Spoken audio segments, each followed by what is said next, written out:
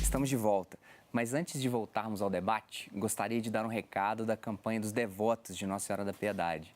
Além da forma tradicional de efetuar a sua doação com boleto bancário, a partir de agora você pode colaborar com a campanha através de débito automático. É mais prático, é mais simples. Para mais informações, é só entrar em contato pelos telefones 3319-6111 ou 3209-3559. Queres, Getúlio, Eliara, há um fato que é a novembrada em Santa Catarina. O último presidente militar, o presidente Figueiredo, ele chega e vai inaugurar uma praça no centro de Santa Catarina e ele é recebido por um grupo de manifestantes já no final da ditadura, exigindo diretas, exigindo mais redemocratização. E aí o presidente Figueiredo, ele se incomoda com as pessoas xingando a mãe dele. E aí um jornalista pega o presidente falando de supetão, alguma coisa do tipo, devolvendo os xingamentos à mãe do presidente às mães dos manifestantes. Esse sujeito volta com esse material para RBS, afiliada da Rede Globo, no sul do país, e aí alguém diz para ele só, isso aí não vai ao ar não vou colocar isso aqui ao ar não. E aí ele reflete, depois de tanto tempo, isso aconteceu em novembro de 79, ele reflete agora dizendo que, olha, na época eu fiquei muito bravo, mas hoje eu sei que os donos das emissoras muitas vezes colocam isso ou não ao ar. Kerson, como combater, ou a palavra certa é combater, como dizer disso, em especial para os telespectadores que agora estão aqui nos assistindo, curtindo televisão, como é que é pensar essa ideia? Eu trazendo esse exemplo para os dias de hoje, eu te diria que se fosse a Dilma que usasse essa frase, iria ao ar. Sim. Se fosse o Temer, não iria ao ar.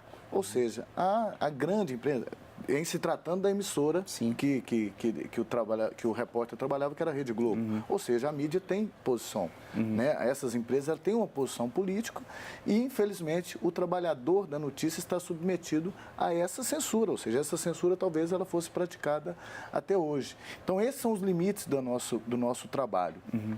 Na medida que nós estamos a serviço, os que trabalham em grandes conglomerados estão a serviço, né, são trabalhadores de uma empresa que tem os seus interesses, estamos submetidos a esses interesses. Mas eu acho que uma voz de esperança que a gente tem que deixar aqui também é que a internet é um advento democrático, ele dá possibilidades de novas formas de exercício da nossa profissão que estão crescendo. Eu acredito que essa mídia familiar, ela começa uma decadência, ela está no processo de decadência, né? Eu acho que nós estamos num período de transição da comunicação, né? E o Gramsci tinha uma frase que todo período de transição, o velho insiste em viver e o novo resiste em nascer. Então, nós estamos no nascimento dessa nova mídia, espero que ela cresça cada vez mais. Temos exemplos, nós estamos fazendo um debate aqui aberto, nós não fomos ponderados nem podados em nenhuma. Então, existe uma possibilidade ainda de alguns debates democráticos. E a internet tem trazido isso, né? Citando só para terminar. Talvez você viu esse vídeo da CNN, você viu na internet, talvez você não teria acesso, né, através da televisão. Então, existe já um contraponto, onde anteriormente esses grandes veículos tinham como voz única, mas a internet serve como contraponto e pode, no futuro, cada vez mais, ser um instrumento para que haja mais liberdade de expressão e que haja uma verdadeira liberdade de imprensa no país. Professor Getúlio, Eliara, a gente tem espaço na mídia, principalmente de Minas, vamos pensar no nosso quintal, para veículos como o Pasquim, como Charlie Hebdo, por exemplo, veículos que são claramente do lado B da notícia, né? Temos espaço para isso? A Piauí ou outras, temos espaço, Eliara, professor Getúlio? Eu acho que fazem muita falta esses veículos, né? Eu acho que há espaço, eu acho que precisa voltar, precisa de um movimento, e aí vai um recado para a moçada que está chegando aí, né? A moçada que resiste em nascer.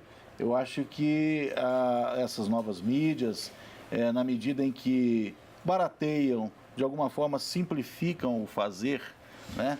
E tiram um pouco essa exclusividade dos grandes veículos de comunicação, porque antigamente, para você emplacar uma notícia, uma informação, você precisava conhecer alguém dentro do veículo de comunicação, né? Hoje você consegue, você mesmo pode transformar-se em mídia a partir da sua rede social. Sim. E pode acontecer da sua postagem viralizar. Né? Então, existe hoje a possibilidade de você fazer uma informação circular sem passar pelos veículos tradicionais de comunicação. Né? Existe mercado para isso? Ainda pensa na bancada do Jornal Nacional?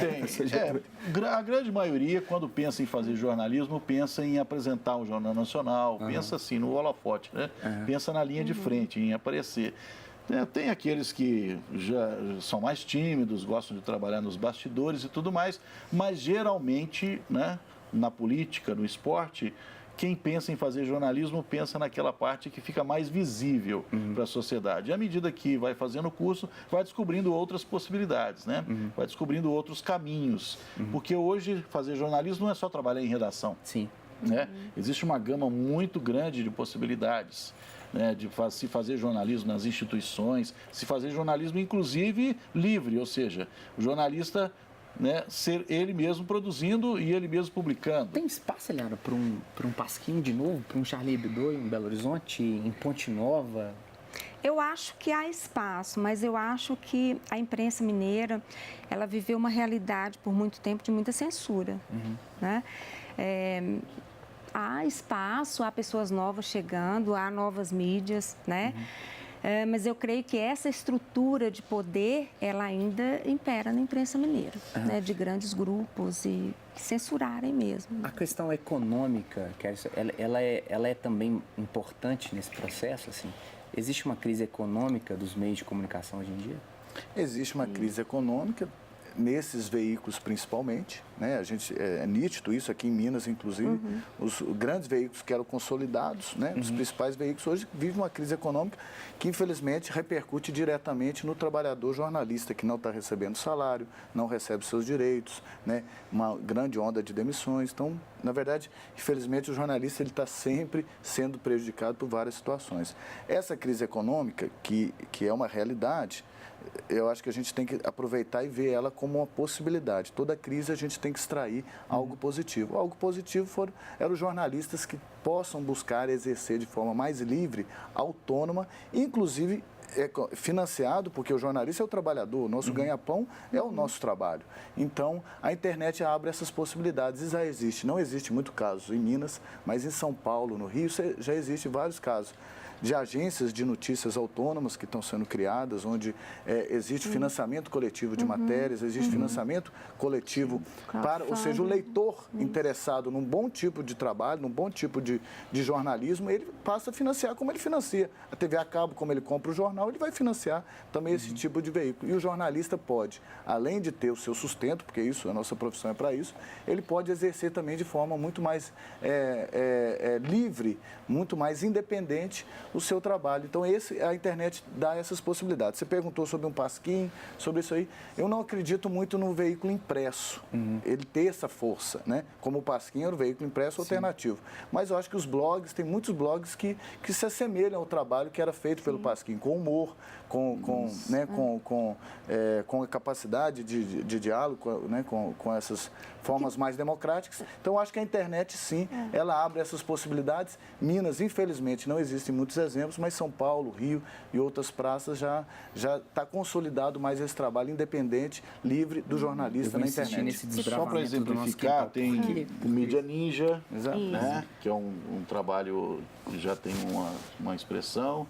Tem os jornalistas livres e no âmbito internacional tem os repórteres sem fronteiras. Sim. Como exercer essas modalidades que o Kerson colocou dentro do nosso quintal? Vou continuar desbravando o nosso quintal.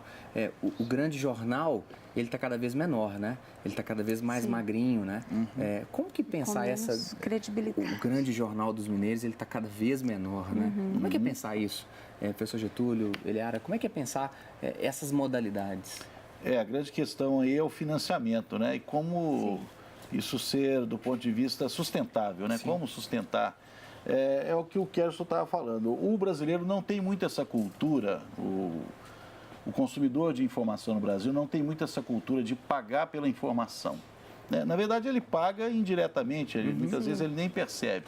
Mas não é como o cidadão britânico, por exemplo, que está acostumado a pagar por uma TV e cobra pela qualidade dela, que é o caso da BBC e a rádio também, né? Ou seja, se ele não pagar, ele não recebe. É como TV a cabo. Se você não pagar a mensalidade da TV a cabo, você não recebe a programação.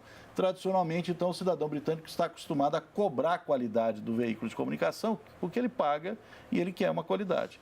Então, é uma questão de educação mesmo, uma questão, acho que, do brasileiro e especialmente do mineiro, criar essa cultura, né? Quando ele começar a perceber que existem conteúdos diferenciados, que ele não vai encontrar na mídia tradicional, ele começar a alertar para isso. Mas até que isso aconteça, eu acredito que vai ter que ter muita ação, assim, de abnegados, né? E muita gente se autofinanciando, né? Tirando dinheiro do próprio bolso, como muitas dessas iniciativas começaram assim. E tem muita gente que faz isso até hoje, né? Ou seja, é como se fosse um mecenas, né? Financiando o trabalho de outros. Isso já aconteceu em outras épocas na história do mundo, né? Começa assim até essa atividade se consolidar. Eu não vejo outra forma, pelo menos por enquanto. Eliara, Getúlio, Kércio, obrigado por vocês terem aceito o convite da Rede Catedral. Deixar aqui a importância tanto do direito do jornalista de exercer a sua profissão, quanto do direito das pessoas de receberem informação de qualidade. Vocês fazem um trabalho fundamental para a história desse país. O programa de hoje fica por aqui. Interaja conosco, envie sugestões de temas para o nosso e-mail. E se você deseja rever algum Horizonte Debate antigo, é só clicar no site da TV Horizonte. Lá você tem todos os programas. Obrigado pela sua companhia, um abraço e até o próximo programa. Tchau.